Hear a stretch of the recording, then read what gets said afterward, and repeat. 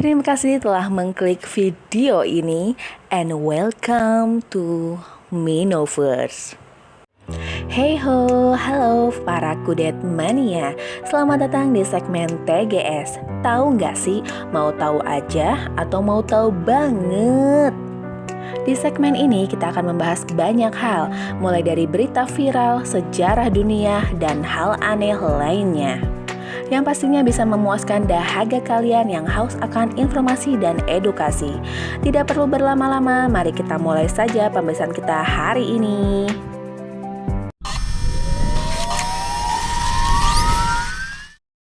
Baru-baru ini sedang santer berita mengenai Bjorka, hacker yang membongkar dalam pembunuhan aktivis HAM Munir, dan informasi tentang bocornya data pribadi kita ke publik. Sebelum kita masuk lebih dalam mengenai Bjorka, tahu nggak sih apa itu hacker yang sebenarnya? Hacker adalah seseorang atau beberapa orang yang melakukan aktivitas hacking atau pembobolan atau memaksa masuk. Aktivitasnya ada di dalam sebuah jaringan komputer. Seorang hacker dapat masuk ke dalam jaringan komputer tersebut dan bisa melakukan akses terhadap semua user di dalam sistem yang terhubung ke jaringan tersebut. Ada lagi disebut dengan crackers, tapi bukan biskuit ya guys. Cracker adalah seseorang yang berusaha masuk ke dalam suatu jaringan komputer. Mereka melakukan pembobolan terhadap password dan security jaringan. Berikut persamaan dan perbedaan hacker dan cracker. Persamaan hacker dan cracker sama-sama melakukan aktivitas penyusupan terhadap jaringan. Keduanya berusaha untuk mendapatkan akses terhadap semua user di dalam jaringan tersebut. Perbedaan hacker dan cracker. Hacker mempunyai kemampuan menganalisa kelemahan suatu sistem atau situs. Sebagai contoh, jika seseorang hacker mencoba menguji suatu situs, dipastikan isi situs tersebut tak akan berantakan dan mengganggu yang lain. Biasanya hacker melaporkan kejadian ini untuk diperbaiki menjadi sempurna. Bahkan seorang hacker akan memberikan masukan dan saran yang bisa memperbaiki kebobolan sistem yang ia masuki. Hacker mempunyai etika serta kreatif dalam merancang suatu program yang berguna bagi siapa saja. Seorang hacker tidak pelit membagi ilmunya kepada orang-orang yang serius atas nama ilmu pengetahuan dan kebaikan. Seorang hacker akan selalu memperdalam ilmunya dan memperbanyak pemahaman tentang sistem operasi. Cracker mampu membuat suatu program bagi kepentingan dirinya sendiri atau bersifat destruktif atau merusak dan menjadikannya suatu keuntungan. Sebagai contoh, virus pencurian kartu kredit, kode waris, pembobolan rekening bank, pencurian password email atau web server. Bisa berdiri sendiri atau berkelompok dalam bertindak. Mempunyai website atau channel dalam IRC yang tersembunyi, hanya orang-orang tertentu yang bisa mengaksesnya. Mempunyai IP address yang tidak bisa dilacak. Kasus yang paling sering terjadi adalah carding, yaitu pencurian kartu kredit. Kemudian pembobolan situs dan mengubah segala isinya menjadi berantakan. Sebagai contoh, Yahoo pernah mengalami kejadian seperti ini sehingga tidak bisa diakses dalam waktu yang lama. Jadi, apa sebenarnya yang dilakukan oleh Bjorka? Aksi yang dilakukan Bjorka ini bisa dikategorikan sebagai doxing, yaitu menyebar informasi pribadi orang lain tanpa izin. Metode doxing ini dipakai untuk memperoleh informasi, termasuk mencari basis data yang tersedia untuk umum dan situs sosmed, meretas, dan rekayasa sosial. Lantas, apakah profesi Bjorka ini bisa disebut dengan hacker atau mungkin cracker? Bjorka sendiri merupakan salah satu anggota forum diskusi online Bridge Forum yang beralamatkan di bridge.to. Ia awalnya melancarkan aksi membagikan data sensitif milik warga Indonesia di forum tersebut. Data sensitif itu meliputi nomor KTP, nomor KK, nomor telepon, dan sebagainya. Bjorka mengklaim memperoleh data tersebut dari berbagai sumber, misal operator internet IndiHome, Komisi Pemilihan Umum KPU, dan proses registrasi kartu SIM card. Tak lama setelah membagikan data sensitif warga Indonesia di Bridge Forum, Bjorka lantas memperluas aksinya dengan model dan media yang berbeda. Terbaru, Bjorka tak lagi membagikan data sensitif warga Indonesia, tapi melakukan doxing atau menyebarkan data pribadi seseorang untuk menyerangnya ke sejumlah nama pejabat publik seperti John Lee Geplet, Puan Maharani, Anies Baswedan, dan lainnya. Aksi doxing pejabat publik itu dilakukan lewat grup Telegram. Setelah membagikan data pribadi para pejabat di Telegram, Bjorka lantas mengirim pesan pada nama terkait lewat akun Twitter miliknya. Berikut rentetan aksi Bjorka dalam sebulan terakhir. 1. Kebocoran 26 juta data pelanggan IndiHome. Pada 20 Agustus 2022, Bjorka membagikan 26 juta data yang diklaim milik pelanggan IndiHome di Bridge Forum. Data tersebut antara lain meliputi data riwayat pencarian pelanggan, nama pelanggan, nomor KTP pelanggan, alamat email, dan lainnya. 2. Kebocoran 1,3 miliar data SIM card. Aksi Bjorka membagikan data sensitif warga Indonesia kembali berlanjut.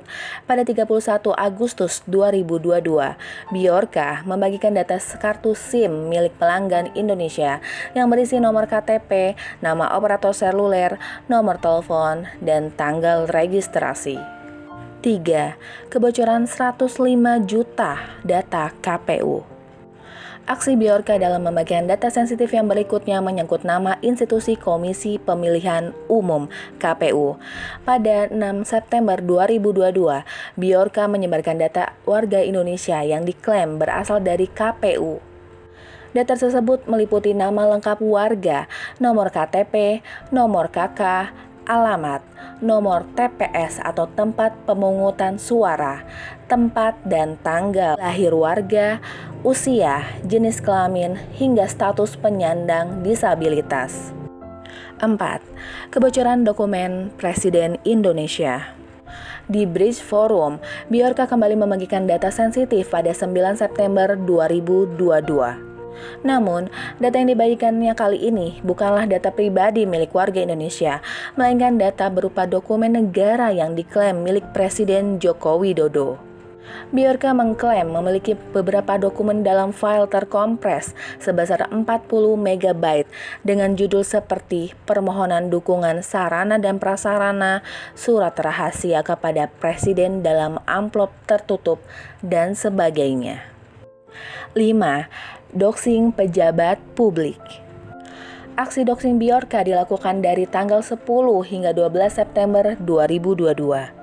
Ia membagikan data pribadi tersebut di grup Telegram dengan melampirkan pesan khusus ke pihak terkait yang disampaikan juga lewat akun Twitter miliknya. Data pribadi milik pejabat publik yang dibagikannya di grup Telegram meliputi nama lengkap, nomor KTP, nomor KK, nama orang tua, alamat rumah, tempat dan tanggal lahir, status agama, riwayat pendidikan, dan sebagainya. Adapun sejumlah nama pejabat publik yang jadi sasaran aksi doxing dari Bjorka ini adalah sebagai berikut. Menteri Komunikasi dan Informatika Johnny Geplet, Ketua DPR Puan Maharani, Direktur Jenderal Aplikasi Informatika Kominfo Samuel Abrijani Pangerapan, Menteri BUMN Erick Thohir, Menteri Koordinator Bidang Kemaritiman dan Investasi Indonesia Luhut Binsar Panjaitan, Gubernur DKI Jakarta Anies Baswedan, Menteri Dalam Negeri Tito Karnavian.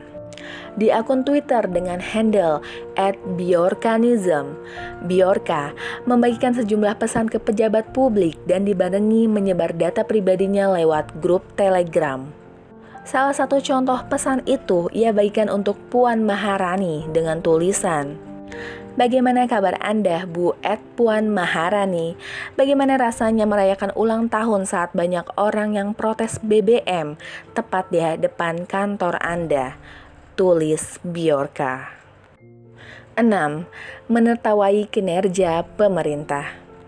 Menteri Koordinator Bidang Politik, Hukum, dan Keamanan Menko Polhukam Mahfud MD pada Rabu 14 September 2022 mengatakan bahwa pemerintah melalui Badan Intelijen Negara (BIN) dan Polri telah mengidentifikasi hacker Bjorka. Kami terus menyelidiki, karena sampai sekarang ini memang gambaran-gambaran pelakunya sudah teridentifikasi dengan baik oleh BIN dan Polri, tetapi belum bisa diumumkan. Gambaran-gambaran siapa dan di mananya itu kita sudah punya alat untuk melacak itu semua.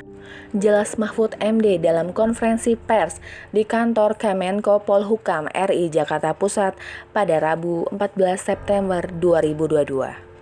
Menanggapi pernyataan Menko Polhukam, Bjorka mengunggah sebuah tweet baru di forum Bridge.co. Dalam tweet berjudul "The Indonesian Government is Looking for Me", apakah pemerintah Indonesia sedang mencari saya? Yang diunggah pada Kamis pagi 15 September 2022 ini, Bjorka mengatakan bahwa pemerintah mendapat informasi yang salah. LOL, pemerintah Indonesia merasa telah mengidentifikasi saya berdasarkan informasi dari Dark Tracer yang telah memberikan layanan palsu kepada pemerintah Indonesia, tulis Bjorka dalam tweet tersebut. Ia juga menyinggung tentang pemerintahan yang mengatakan bahwa Bjorka adalah seorang bocah yang berasal dari Cirebon. Dalam tweet tersebut, Bjorka mengatakan pemerintah juga sudah salah tangkap. Anak ini sekarang telah ditangkap dan diinterogasi oleh pemerintah Indonesia. Untuk Dark Tracer, ini adalah kesalahan Anda karena memberikan informasi yang salah, lanjut Bjorka. Seperti yang diketahui, di media sosial sempat ramai dibicarakan bahwa Bjorka diduga merupakan remaja asal Cirebon. Informasi tersebut diunggah oleh salah seorang pengguna Instagram dengan handle @volt_anonim. Menurut Bjorka, akun @volt_anonim hanyalah seorang pengguna yang ingin bertindak layaknya hacker. Seorang hacker wannabe juga memberi informasi yang salah di Instagram @volt_anonim. Saya tidak pernah punya akun TikTok atau Instagram, LOL, kata Bjorka. Jadi, siapakah Bjorka? Apakah sosok Bjorka merupakan pahlawan atau ancaman? Ataukah justru dia hanya sebuah alat untuk mengalihkan isu yang justru lebih besar? Apapun itu, semoga tidak memecah belah kedaulatan di dalam negeri ini. Oke guys, selesai pembahasan TGS kita hari ini. Apabila ada informasi yang keliru dari Mino atau kalian ingin mendapatkan informasi yang belum Mino sebutkan, silakan komen di kolom komentar di bawah ya guys. Jangan lupa juga klik tombol like dan subscribe-nya juga, supaya Mino semakin semangat untuk memberikan informasi dan edukasi untuk kita semua. Loncengnya juga boleh ditekan loh guys, oke?